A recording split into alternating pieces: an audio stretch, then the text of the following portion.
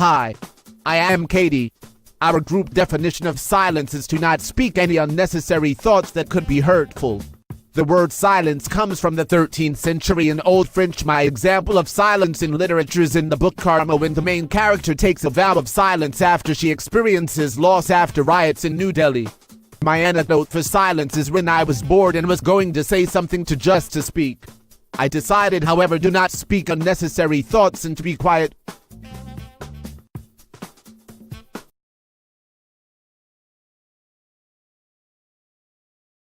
In the book Impulse by Ellen Hopkins, one of the characters, in the end, grew silent because of the hurt that he was gone through at his house.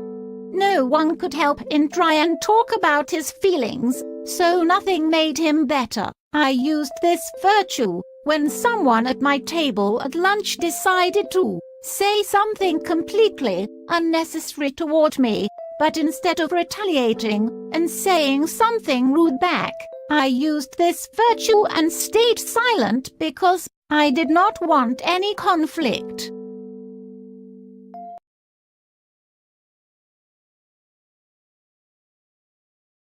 Hey, my name is Mikhail Sterstash and my group did the virtue silence for our project. My definition of silence is that harsh words and mean thoughts should be kept just that, thoughts.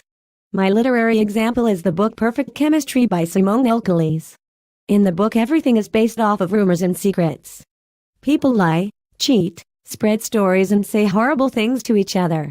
It is a great example of how these things can build up false relationships and destroy good ones.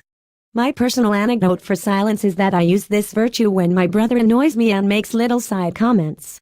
There are a lot of things I would like to say to him, but I don't because they are not very nice. And that is all of my individual stuff. Thanks for listening.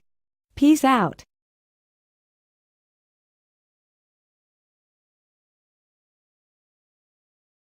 In Tony Dungy's book Uncommon, he talks about if a time comes when you have a disagreement with a family member or coworker, for example. He says that you need to be silent and let the heat of the argument go away before you try to talk to that person again. I used this virtue last week while at practice. A teammate of mine said something I thought was unnecessary. I decided that it wasn't my responsibility to say something to him, and I let the coach know about what he said. Oftentimes, people won't think about whether or not what they are going to say to a person will actually be beneficial or helpful. This is a quality we all can get better at.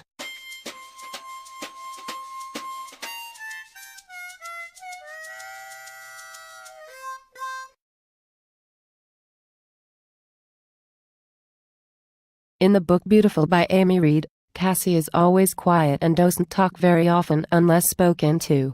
She keeps her thoughts to herself so she doesn't hurt other people's feelings. She always listens to what other people tell her to do so they won't get mad at her. I used the virtue last night at work.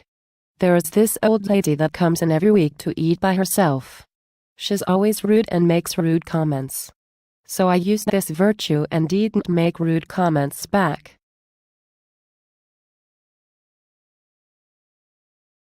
In Suzanne Collins' book The Hunger Games, Katniss Everdeen has to be quiet while during the Hunger Games because she is hiding in a tree and a group of people that want to kill her are right under her. If she would have been noisy, they would have spotted her and most likely killed her. Today at lunch I used this virtue. I was sitting there minding my own business when a person at my lunch table freaked out about nothing and told the dumbest story ever. I thought it was really dumb and wanted to tell her it was extremely dumb. Also, she complains about people and things the whole lunch period. I'd really like to tell her to just be quiet.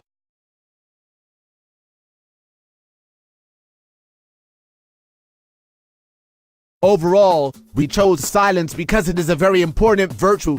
It allows you to censor your thoughts and say only the significant things.